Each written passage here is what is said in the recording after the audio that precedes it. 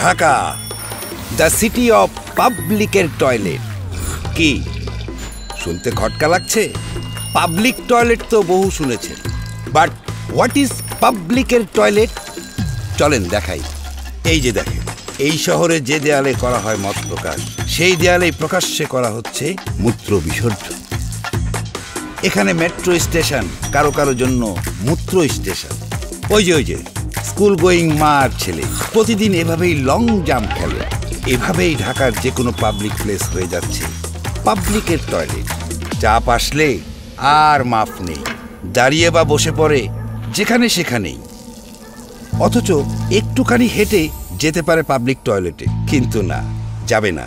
যত্রতত্র পাবলিকের টয়লেট বানানোর এই অভ্যাসের বিরুদ্ধে যৌথভাবে তাই যুদ্ধে নেমেছে ভূমিজ আর ডমেক্স টয়লেট ক্লিনার। ইতিমধ্যে ঢাকার বেশ কিছু জায়গায় তৈরি করেছে দুর্গন্ধমুক্ত ও পরিষ্কার পাবলিক টয়লেট। শুধু পুরুষরা নয়, নারীরাও এই টয়লেটগুলো ব্যবহার করছে স্বাচ্ছন্দ্যে, যা ইউরিন ইনফেকশন সহ মারাত্মক রোগ ব্যাধি থেকে সুরক্ষিত রাখতে সহায়তা করছে। পাবলিক টয়লেটের সবচেয়ে বড় চ্যালেঞ্জ দুর্গন্ধ, আর ডমেক্সি জানে যত দুর্গন্ধ তত জীবাণু।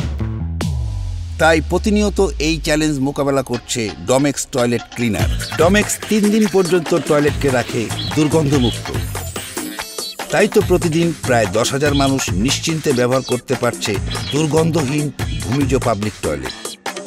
সবাই যদি দুর্গন্ধহীন ও পরিষ্কার পাবলিক টয়লেট ব্যবহার করে, একদিন ঢাকার সব পাবলিকের টয়লেট বন্ধ হয়ে যাবে, আর ঢাকা হবে দুর্গন্ধমুক্ত ও দূষণমুক্ত এক শহর।